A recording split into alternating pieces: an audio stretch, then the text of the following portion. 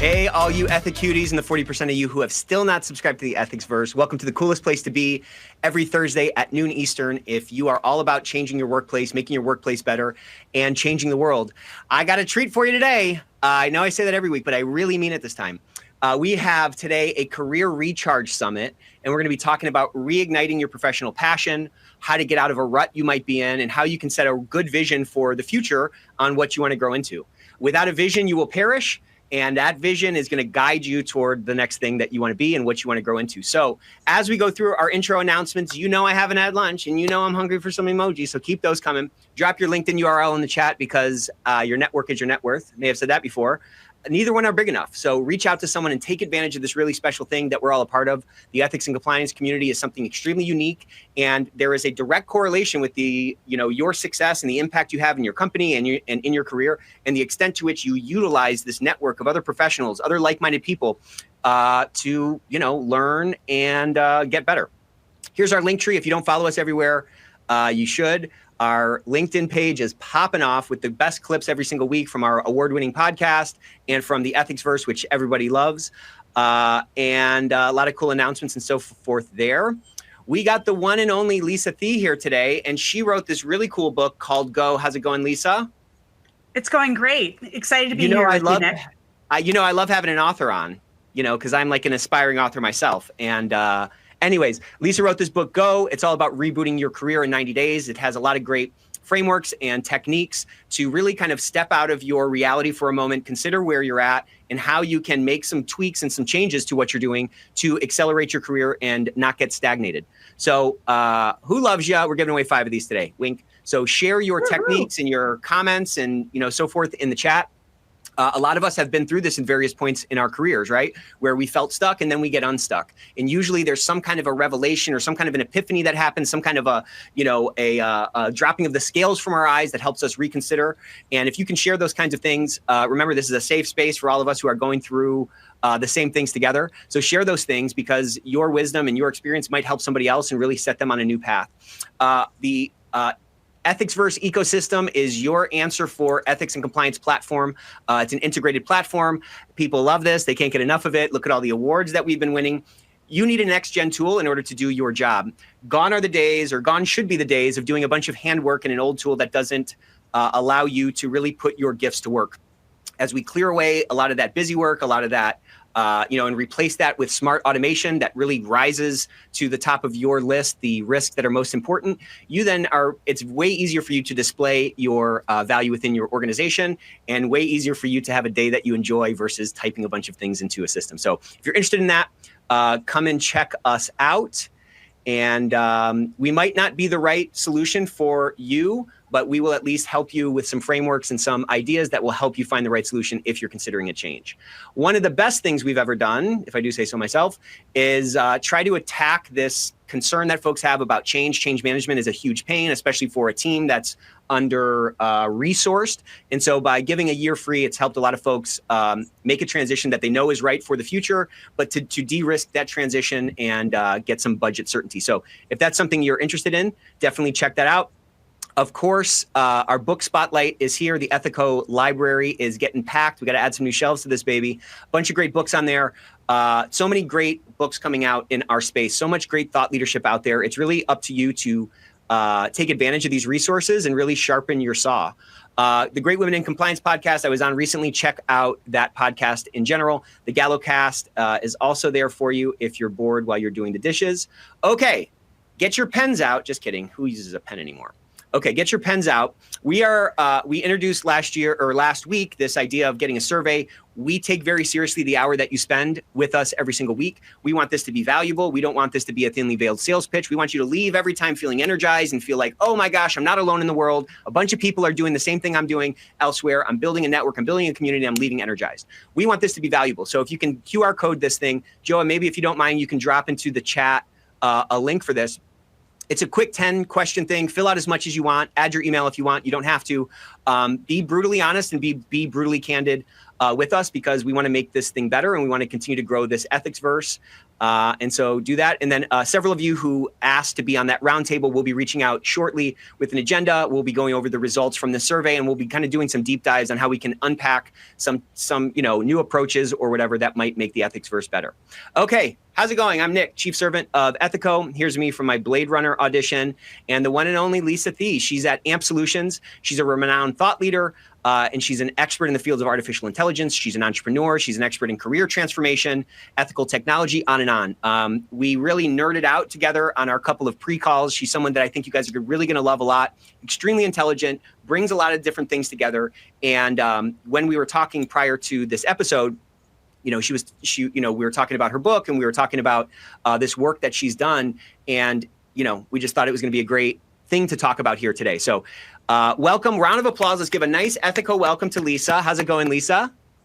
Already up to almost 500 emojis, Lisa. They love your background. They love your hair. They love something about you. I wish I was half as cool as that avatar that you made for me is. So that's the beauty of AI. You can look a lot better than maybe you come off running groceries.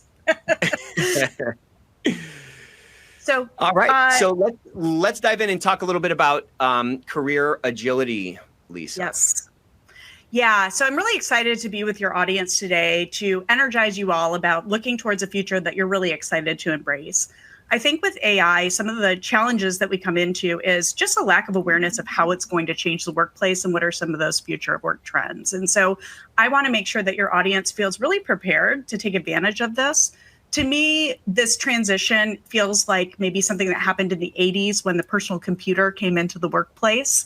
It changed how we did work, but work still exists. And so I want to help people feel really prepared for the changes that are coming and be able to take advantage of some of those future of work trends early and be those successful first folks there. So this is the key to success in this new generation is recognizing what your unique strengths are. So I'll talk a little bit about my background so you can see that there's a pretty wide variety of things that I have done over time. And hopefully it can help you to start to inspire if you're in a lane and you want to start cross-pollinating some of your skills in new areas, the opportunity to do so. So with that, the reason I'm here talking to you today is to expand a little bit on the background. So I am an AI advocate and innovator. I founded the AI for Good team at a global tech company.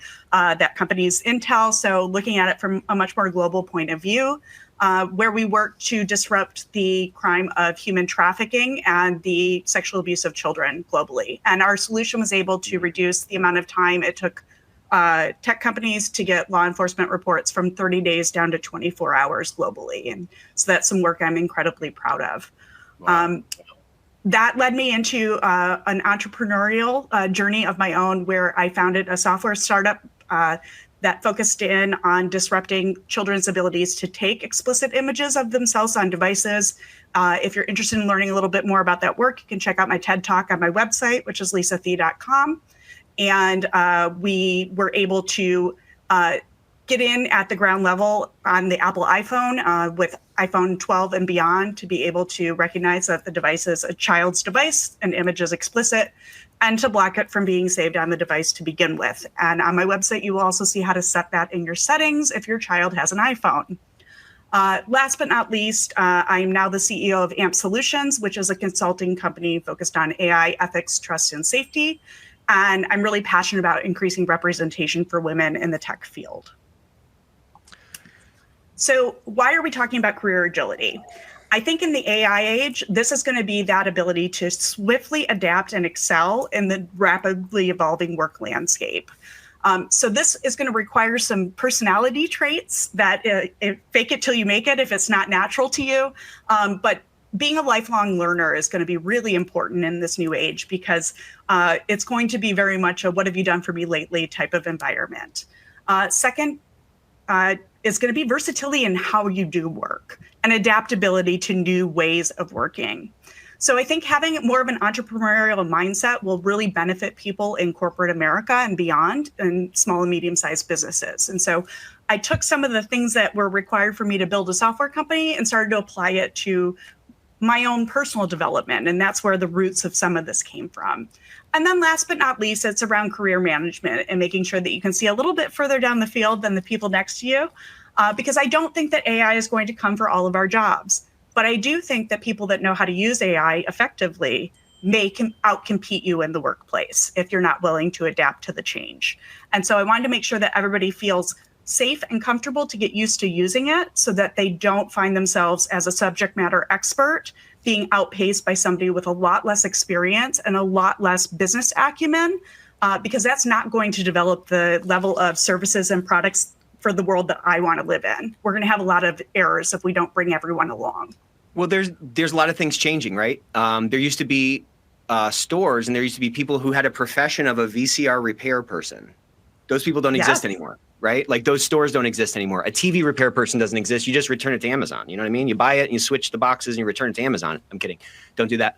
But the point is, like, if you can't change with that stuff, the world is going to pass you by. And there's always this desire, like, think about Maslow's hierarchy of needs, that self-preservation is on the bottom for a reason. That's a big one, right? Like, when we feel threatened, we're going to fall down into that area and we're not going to see the opportunities around us. And we're going to kind of, get a little bit more rigid and a little bit more sort of stuck there, when at like the most dangerous time to fall back into that kind of style. Now is the time for us to be seeing and experimenting and seeing, okay, like, we don't know how this is going to change everything. You know what I'm saying? Like, the level of trust. Absolutely. I mean, think about this now. Your grandparents probably think that you're a lunatic for putting your credit card on the internet, right? Remember when the internet first came out, everybody's like, don't put your credit card on there. You must be crazy. My credit card is everywhere. It's on my phone. It's in every browser ever, right? So like, I have orders of magnitude more trust in this technology than the previous generation has in it. And that same order of magnitude, like, differential is likely between sort of our current generation and the next generation. And I would hate to be stuck putting in ads in my my local yellow pages for my VCR repair business. I need to move on to something else. You know what I mean? Absolutely, Nick. And, growing up in Detroit in the 90s was when I cut my teeth in my background of engineering. And I saw what happened when industry went away for the auto industry and the attach rate of, 5 jobs to every 1 automotive job. And so I think part of the reason I wrote this book and I'm trying to prepare more people for this is I want to see us all rise and thrive in this new environment. And this is absolutely possible if we're willing to be curious and explore new opportunities. I think secondarily, what you were saying is so true. Fear is such a limiter. And so, full disclosure, I started writing this book in 2021.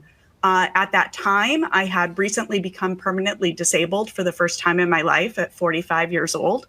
That did not feel like a very stable place to be. I had lost my hearing. I had developed cognitive impairment from COVID, and I wasn't quite sure where I was going to go from here. So I started writing when there wasn't going to be a guaranteed happy ending to this story. Because I think so often we all feel like people give us these versions of what it's like to make these kind of changes that are really whitewashed and really aren't honoring our human experience. I can happily say today that post-disability, I would have never believed you in a million years when I started writing. I'm now a best-selling author with Fast Company. I've done a TED Talk successfully. And I won the Executive of the Year for the Stevie Women in Business globally last year for my AI ethics work. And so there is a light at the end of the tunnel, even if you have to work differently. I haven't been able to work full time since 2021. Every significant accolade I've received has come on disability, working part-time, having to navigate a whole new future that I'm not familiar with. So I just hope that inspires people to feel like there's nothing that you can't overcome. I'm a working mom. I have 2 elementary school age children. My husband has a career too. We're all just making it work, right? And that's where AI can come in to cut out some of the rigorous, boring, tactical, tedious things that just suck up all your time and your energy. That's what I want to help you focus on with career agility. How do you do what you do great way more of the time versus the overhead of the administrative stuff? So, I think the benefits are pretty self-explanatory on this slide. It really is about having the life that you want to lead and leaving a legacy from your work that you're proud of. I spent 18 years in corporate America doing very normal things before this. So it is available to everyone. I did not grow up in Silicon Valley. I didn't go to an Ivy League school. It is doable. And the way to do that is really having a plan. So this is the 90-day career cleanse. Month one is really around stabilizing. I think when people see change coming, a lot of us get into a lot of fear and start manically applying for jobs, getting credentials, networking, doing all these things. But if you don't slow down to get out of your brain and back into your body and be able to listen to your own wisdom of what works for you in your life, which is nobody else's life that they lead. They don't have the same challenges. They don't have the same advantages. They don't have the same limitations. You're not going to go where you need to go from here. Month two is really around dreaming. Seeing people you respect and admire, seeing where you are today, and helping to fill that gap between where you are and where you want to be. And then month three is really around planning, and we'll talk a little bit about some of these activities going in. So I want to share a couple of comments from the chat here, Lisa. Sure. Well, one is, sorry, Nick, but you're an idiot for permanently loading your credit card information on internet portals and your mobile phone. What do you want me to say? I trust the internet. What do you want me to say? Okay. But no, there was a lot of great comments about, Lisa, I cherish your positive message on facing into your COVID challenge and navigating a great way forward. Very inspiring. Thank you for sharing your story. So inspiring. You're an overcomer. I hear the Mandisa song in my head. So inspirational. Congratulations on your success, Lisa. What I love about the story is it taps into this thing, called mimetic desires, right? Like whatever we see around us, we end up kind of wanting. If you're on Instagram and you're seeing all this stuff, you kind of start to want those things. You want to keep up with the Joneses.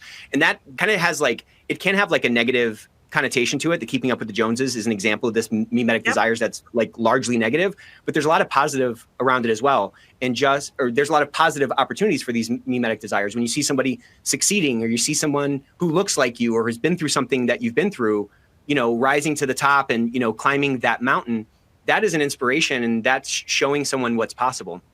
And I think, I just want to be more transparent because I feel like I faked it for a lot of years. I mean, my title was Managing Director of AI and Data at a consulting firm.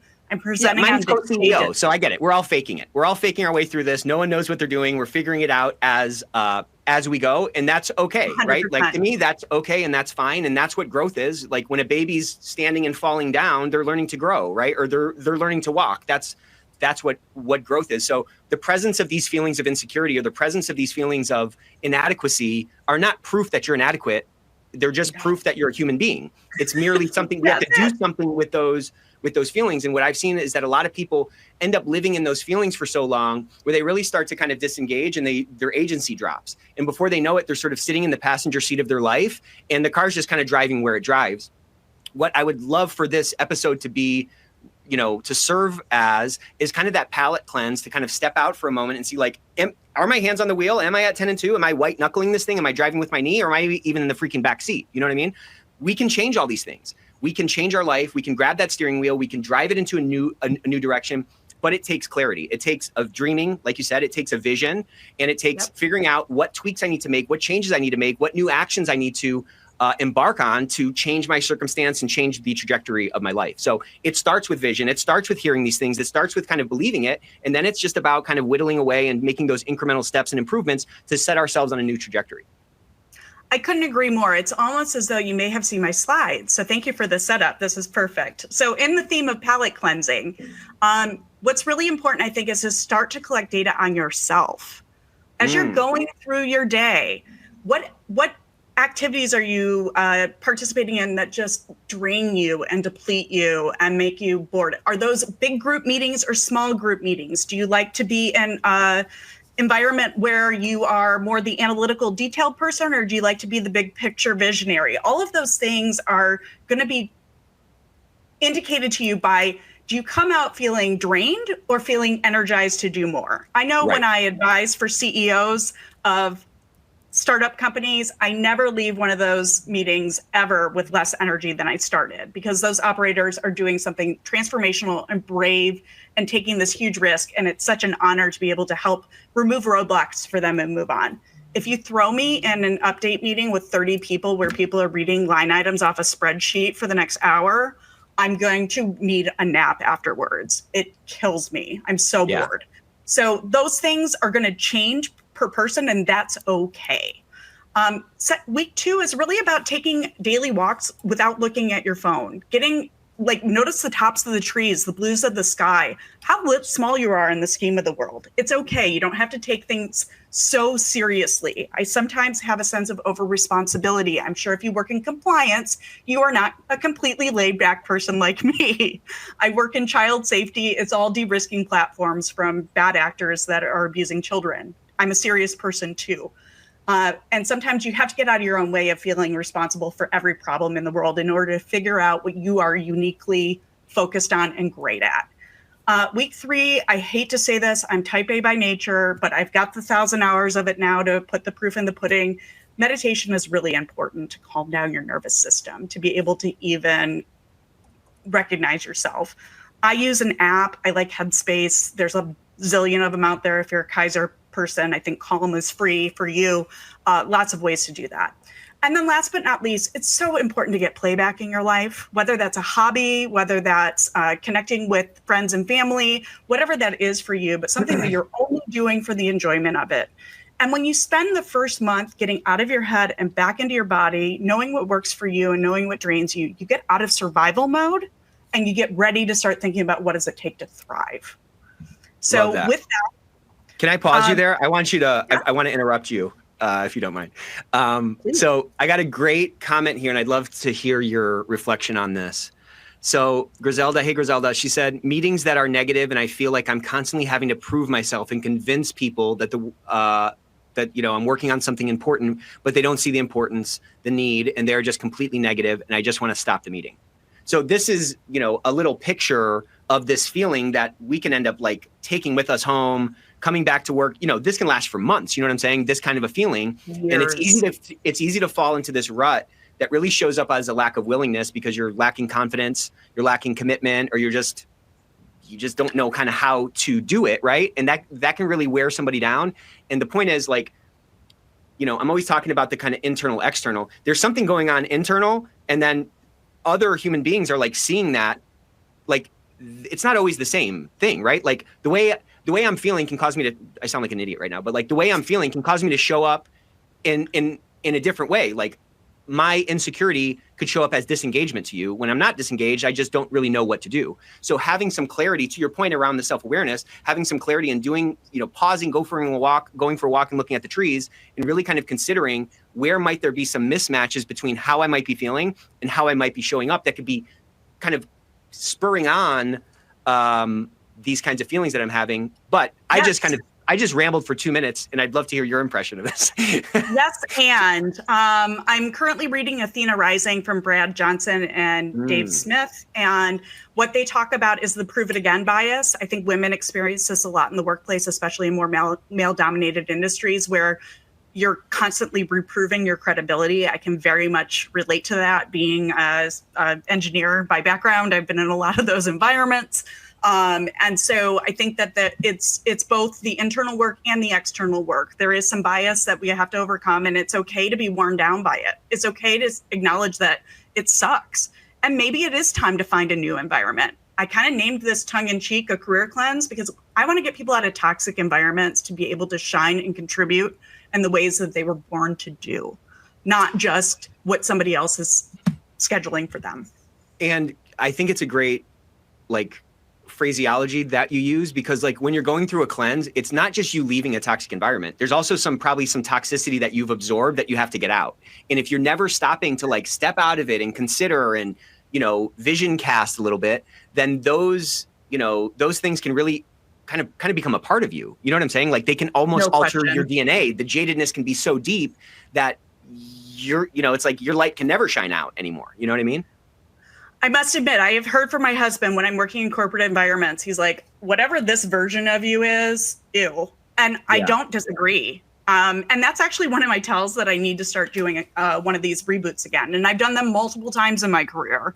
And it doesn't always feel like, you're going to be able to come out on the other side. The actions need to lead, the feelings will follow. So in month 2, this is where you start to take some of that data about yourself and start to reflect on it.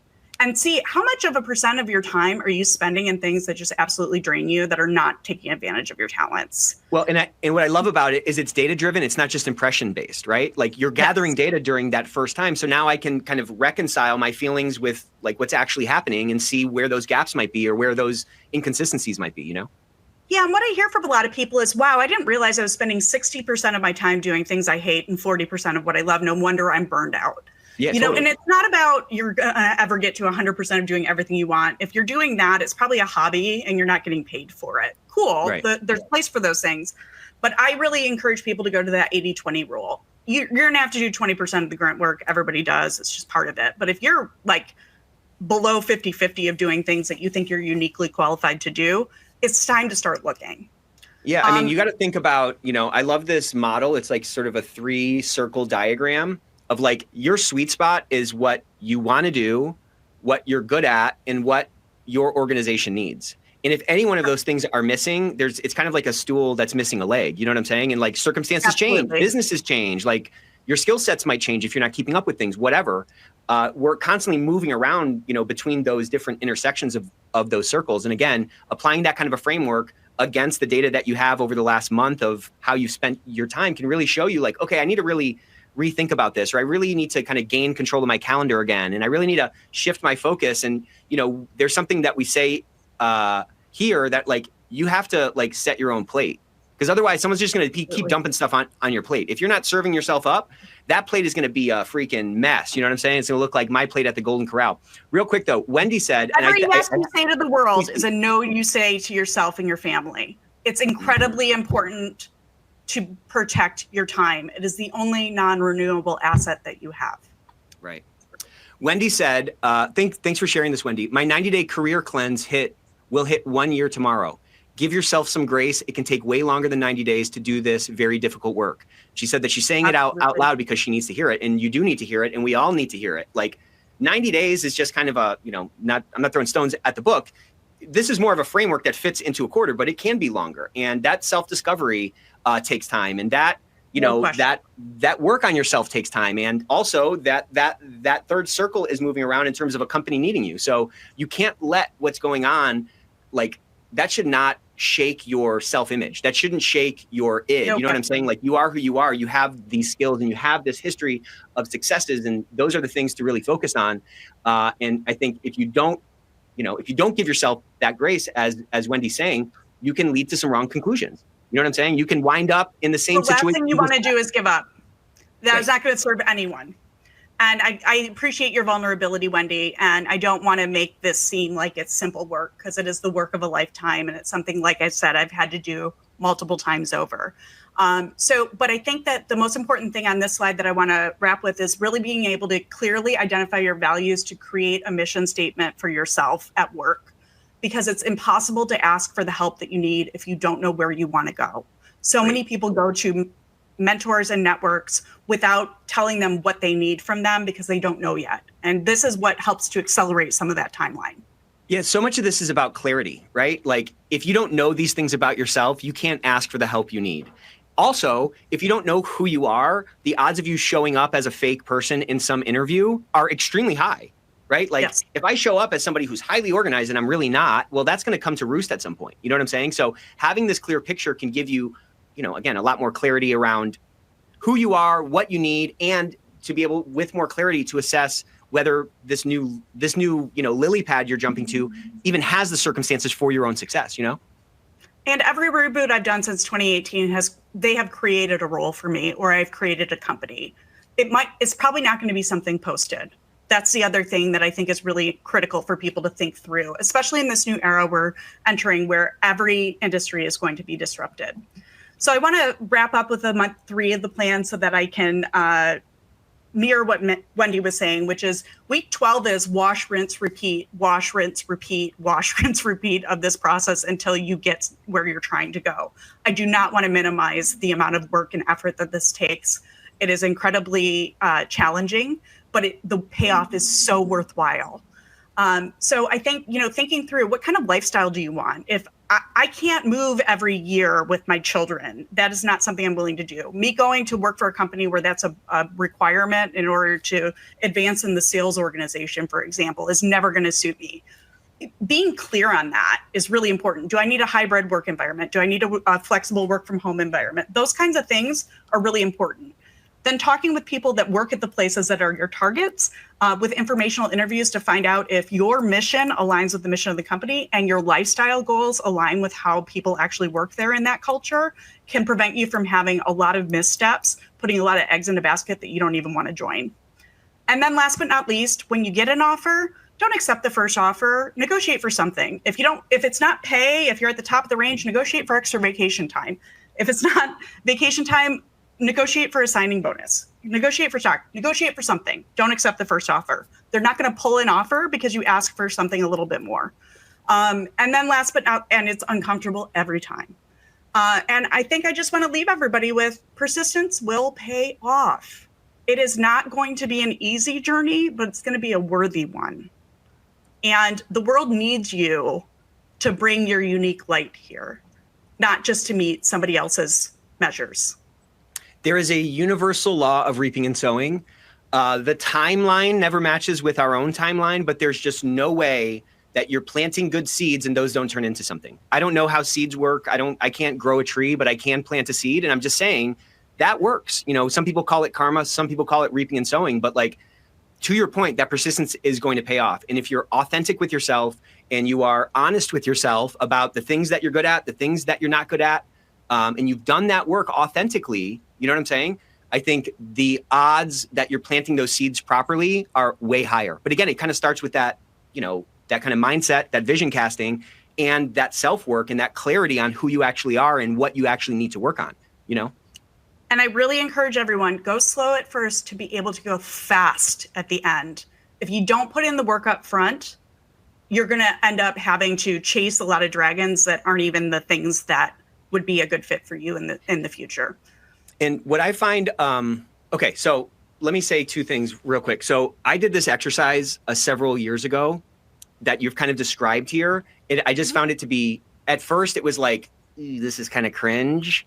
And then I got into it and I was like, oh, this is actually really good. And then I got to the point where I was like, it's so like self-defining. And so Joe had just put in the chat this link. You can Google this yourself, of course, but personal values. If you went through a list of these 200 something personal values and you just highlighted the top 20 and then you boiled those down to 10, that's going to give you a very clear picture of at least what's important to you. And it's going to help you to kind of articulate that so that when you're doing those informational interviews at a target company that you might want to work at, you can ask some more of those questions to make sure that, the purported or, whatever the values of the company are, you can see, do those actually overlap? Are those authentically being pursued? And how do those line up with where I'm at? I think that's a really big point. And it's a really great exercise. There is a values exercise in the book to help you create this mission statement. And what you'll see in my mission statements are words like advocate, healthcare, thrive, innovation, social justice. Those are all directly from the values activities that I did, where I looked at the convergence of what were my biggest themes of what my values were. And that helps to inform my mission statement. And this is the way that I help people understand who I am in interviews, for informational interviews or introductions to new people. And those are going to oftentimes be the people that will create opportunities for you. It's not the people you know directly already, it's who they introduced you to. And this is a great way to lead with values. And I just feel really compelled right now to share this belief that I have like in my soul that like all of this stuff can move. Like there's a lot of people that are definitely, who are probably on this call right now or on this episode right now, who are definitely doing the right job, right? They want to make a difference. They want to make the world a better place. They're guardian types, right? Like this is the industry for you. But sometimes we start to question whether I'm in the right industry because, am I on the right train? Or am I on the wrong train or am I in the wrong train car? You know what I'm saying? Like sometimes you're in a toxic environment because you stepped into shoes that, your predecessor created this toxic sort of view of your department. Or maybe you've shown up incorrectly and you lack some self-awareness and you've left this impression out there. My point is all these circumstances can change, all these things can move, or you can move. You know what I'm saying? Like there are a lot of opportunities out there. Our industry is going to explode over the next 10 years. Like this is going to be a very exciting place to be. And the last thing we can do is like buckle ourselves up in the back seat. We got to get into that driver's seat and grab the steering wheel and understand that we can change people's opinion. We can change policies. We can change how we're perceived in the organization, or we can change our job. But it's on us really to build the single life that we have. It's on us to create that. You know what I mean? Yeah. And, due to time, I'm not going to drag out more slides for you guys, but there is a whole section around entrepreneurship and entrepreneurship, because there are some people that are going to elevate and bring innovation to the organizations they are today, and they have a vision and they can execute that vision. We talk about how to be successful at that. And there's some people that are going to say, you know what I want to do doesn't exist today. I'm going to go build it. And, it's so important to stretch your muscles and stretch your thinking and do something just for the joy of knowing that you tried. Right. Well, there's a lot of pride in that, right? Like there's it's like whether you win or lose a game, if you know in your heart that you left it all on the field, I mean, that's almost more than you can ever ask for, Yeah, I think to me, it was something I had to learn the hard way through entrepreneurship, that failure is the price of admission to success. It's just a stop on the journey.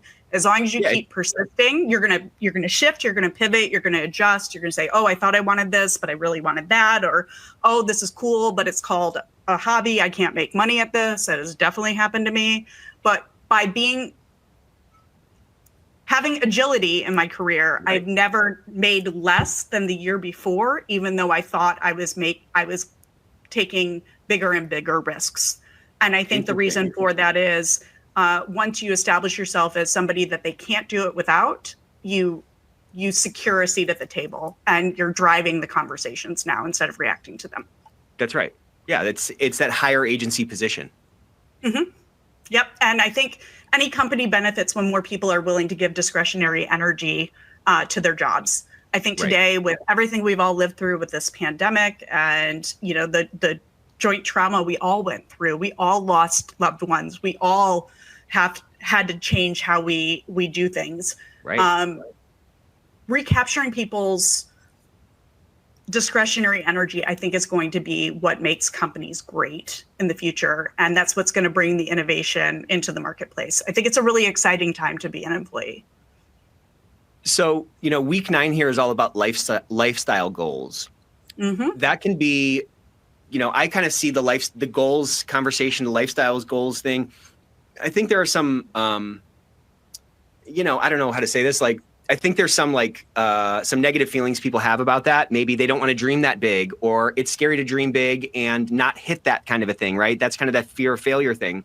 But then on the other side of it, it's like, if we don't have a clarity of a vision, like I like to say, you're never going to wander to the top of the podium at the Olympics. Like, you're not going to just wind up there, you need to have that vision for yourself. You need to be taking those steps to solve that vision, problem. You know what I mean? It is interesting that that's your reaction to lifestyle goals, because when I wrote it, that wasn't my intention. So let me clarify that, because I think that's really important, actually. When I think of lifestyle goals, I think of what is the minimum amount of money I have to make in order to provide for my family? Okay. What are the travel expectations I'm willing to tolerate? I won't even consider a job that's going to have me traveling more than 25% of the time. So why would I apply for one that requires 75% travel? Am I developing skills that will get me to the job that I want after this job, not just this next step? So thinking a little bit longer term, is there any room for upward mobility? Is there any flexibility in how I work? You might not have flexibility in the first week that you work at a company. They don't know you yet. They don't know what to expect from you. But if you're somewhere where you've been contributing for a really long time and you can show your value, and the proof is in the pudding, so to speak, advocating for yourself if you need more flexibility. That's okay to do. That's right. But I think that every phase of life will bring different constraints and opportunities. And so sometimes you may want to simmer where you are and keep the pot warm, but not go into a bigger job. When I first had my 2 children and I had 2 under the age of 2, I did not want a promotion. Thank you. I'm more than happy to just sustain. I just got a promotion. Thank you very much. Yeah. Yeah, exactly. So, those are the things that I think it's really important to revisit from time to time, because what worked for you, last year might not work for you next year. And knowing those things can help you to shift and adjust as opportunities present themselves. And that's okay also. Yeah. I've seen people have these kind of, discussions where they almost feel like they're selling out if something that they defined themselves by previously no longer defines them. You know what I'm saying? Like there's almost like an identity crisis that can happen when you start to delve into these things. And I'm just saying, like, everything's negotiable, everything changes, everything moves, and that's fine. Maybe you wanted to, you were really all about your career and then now you want to be an artist. Like that's also okay. You've explored that. You tried those shoes on. You don't like those shoes. That's fine. It's all about, to your point, finding a lane where you can put your unique gifts to work that are going to feed you, not just monetarily, but going to feed your soul and make you feel good about the impact that you're leaving in the world. You know what I'm saying? Like that's a currency in this whole equation. Yeah, I think, I wrote this for people that have maybe had their first level of success. They've done what they thought they wanted to do once they went to college. You're going to work for a long time.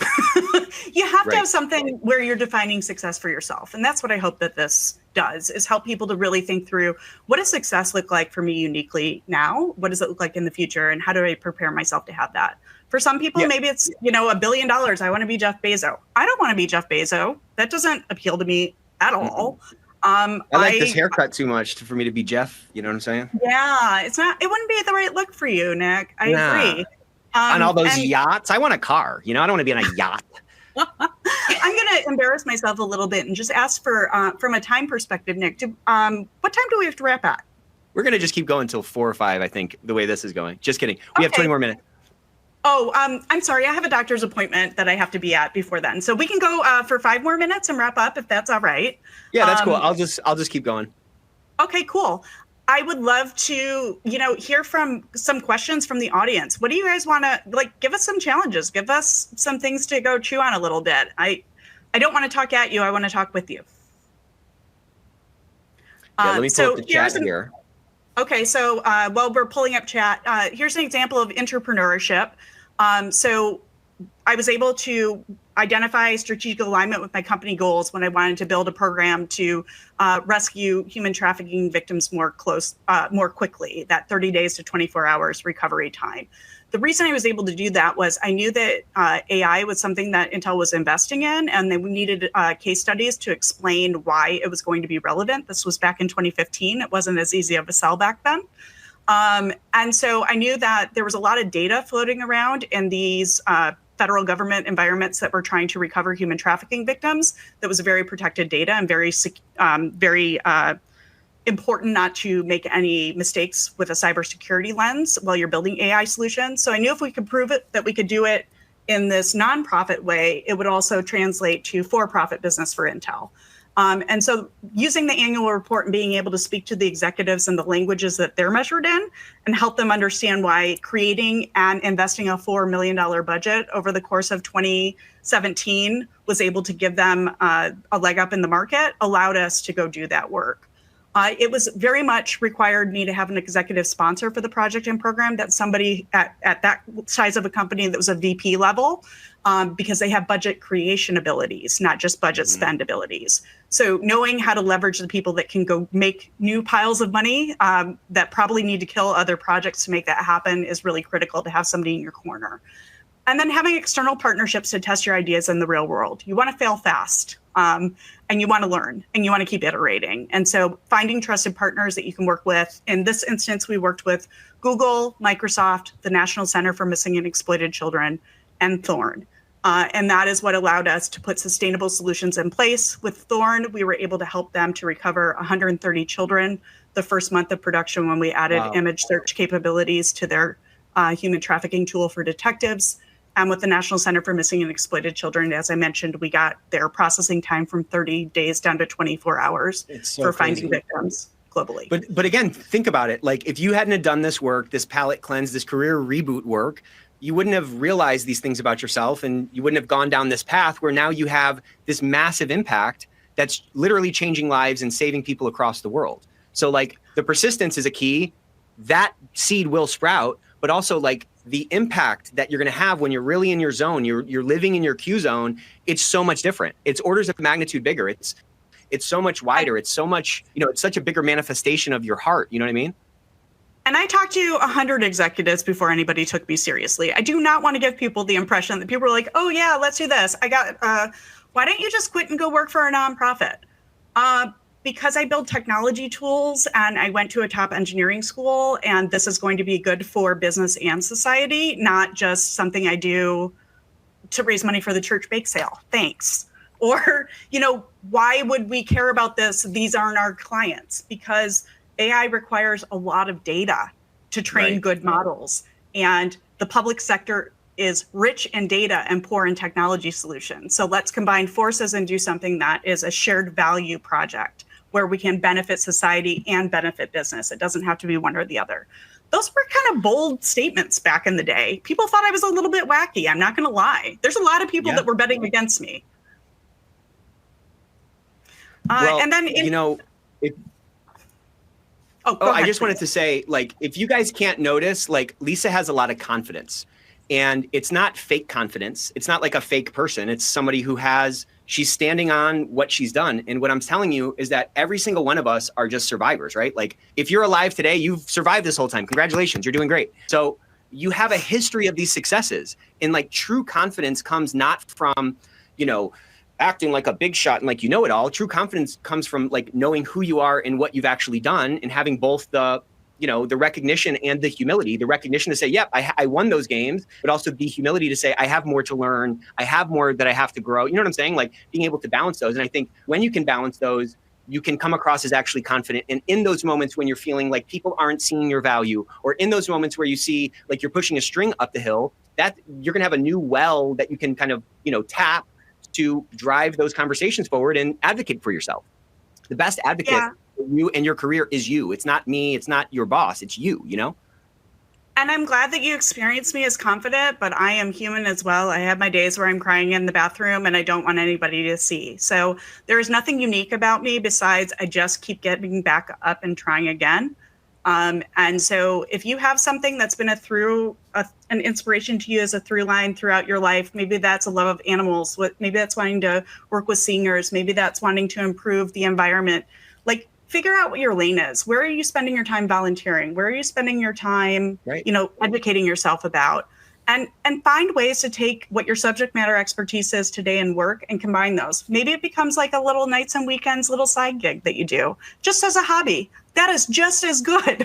There's no need. We don't all need to change our jobs. Maybe we need to change our spare time. But having something that you feel proud of, I think, is what's key. And I'll tell you, this picture was taken in November in New York City for that award. I walked in there shaking. I didn't know anyone. I'm disabled. I lose my speech as the day goes on every day. If you have the book, you'll read a little bit more of my memoir, but I have cognitive impairment. It shows up as almost like dementia-like symptoms as the day goes on. This was late in the evening. I'm confident that if everybody steps into their power, we're going to all have a better world. Not that I'm confident in myself. I have a lot of social anxiety now that I never had before getting sick. And like, it's okay. Just get out of your own way and do something that makes you feel like it's worth it to put yourself out there because you've done something you're proud of. I mean, to that point, I mean, I know you got to go so you can hop off anytime, but like that goes back to it's for my kid. That's my one non-negotiable boundary. When I have something, a commitment to my child, I'm going to keep that. So he has a doctor's appointment and that's what I love about you. Go get him from school. Yeah, that's cool. But you said, Wendy said something, you have to give yourself grace. And there was a lot of honesty and transparency in what you just said. And I just want to say this because I think this was just such a big lesson for me. So maybe everybody already knows this, but like, as I've learned this lesson and as I keep reminding myself of the lesson, I just find it to be so empowering that like the presence of those feelings, you crying in the bathroom or you losing your speech or you being nervous before something is not an indication that you don't deserve to be there. That it means nothing. Yep. It's just some like chemicals. It's just some chemicals running through your body that your brain is like interpreting and putting a label on. Like it doesn't mean anything. The chemical reaction for nervousness is the same as like excitement.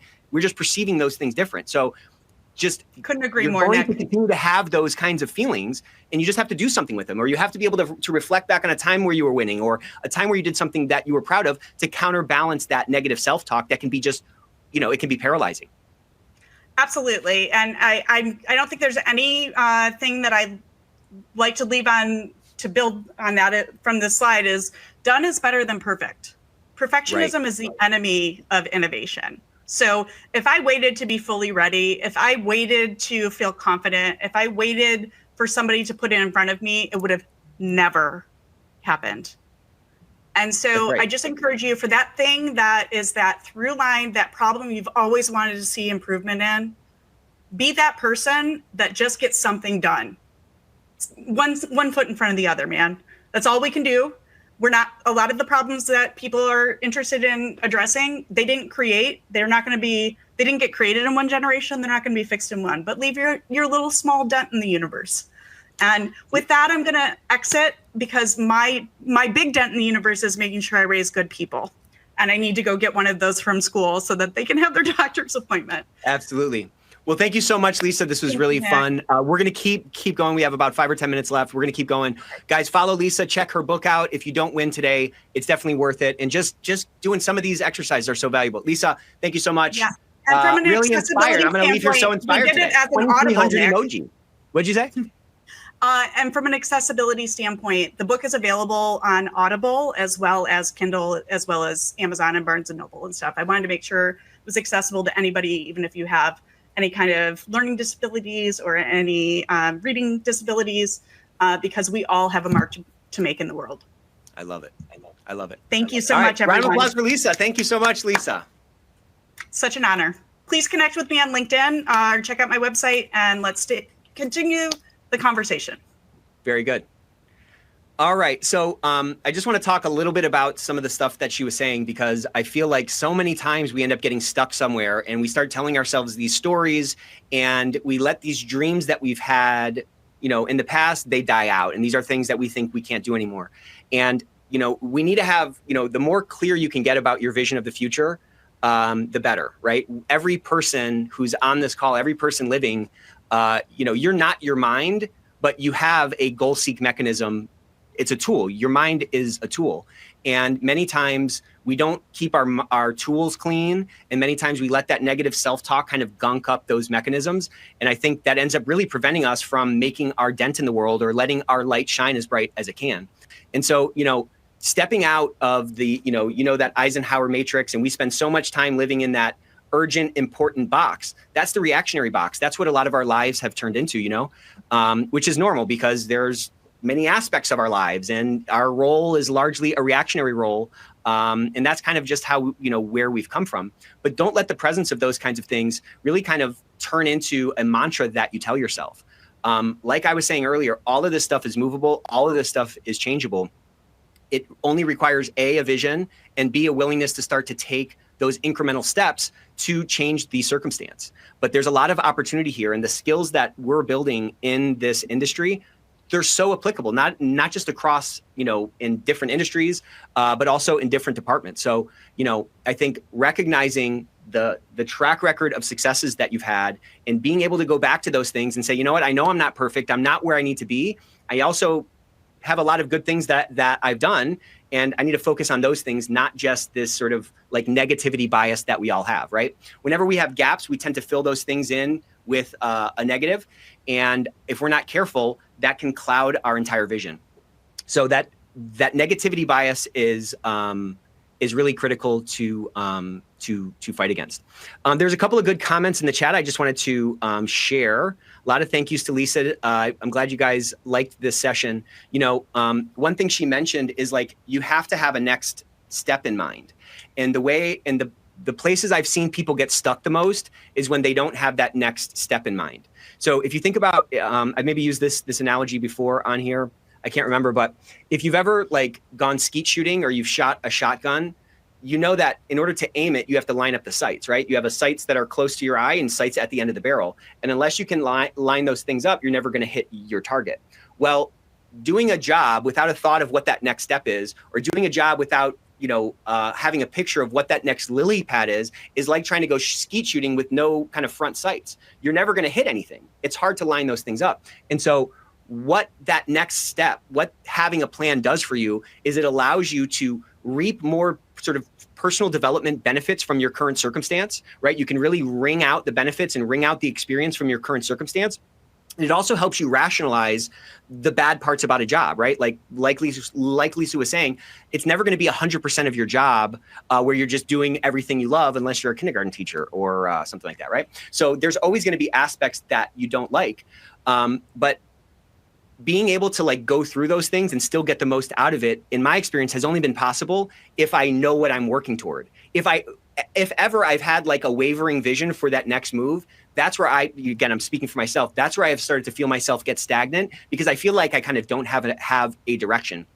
So I would just encourage you to like engage in some of this. You know, these slides will be sent around, of course. There's an ebook on the console. We forgot to tell you guys. See, there's just like gifts hidden. There's like Easter eggs all over the console when you come to the Ethicsverse. So check out that ebook. I think it's really, really powerful. A lot of great frameworks. And then we'll also go ahead and send around these slides. And I would just encourage you, you know, if you don't buy the book, just think about doing this and carving out 15 minutes a day even to start doing some of this self-reflection, because I guarantee you there's certain aspects of your day, there's certain aspects of your job or your life that you can affect, you know, that are kind of part of your life that you can move and you can push those out, or you can renegotiate those kinds of things. So anyways, I really love this conversation. I just, I'm a very high agency person.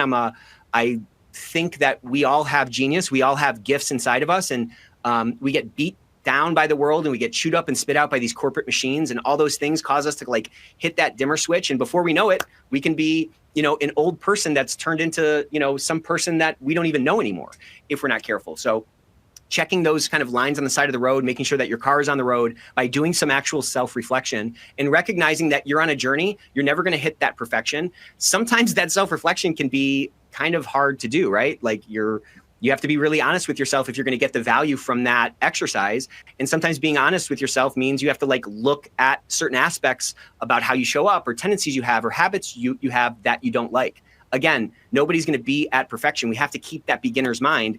And the beginner is not scared of failure. And we cannot view failures as permanent. We can't view certain habits that have been developed or certain aspects of ourselves that we want to change as permanent. All of these things are changeable. They're all flexible, but it just takes a little bit of intentionality and a little bit of focus to drive those things forward. So, okay. I love you guys so much. I'm going to give you back a couple of minutes. Join us next week. We got another great episode. And please do fill out that chat. Any feedback you can give us, things you hate, things that are obnoxious, anything, it's all open. We really want this to be a great resource, a place that people want to come every single week to build their network and be part of this community that we're all a part of. So by all means, please help us serve you and our broader community better. With that, I hope you guys have a wonderful day. Hope you enjoyed the session. Please let us know comments, questions, and we will see you next week. Take care.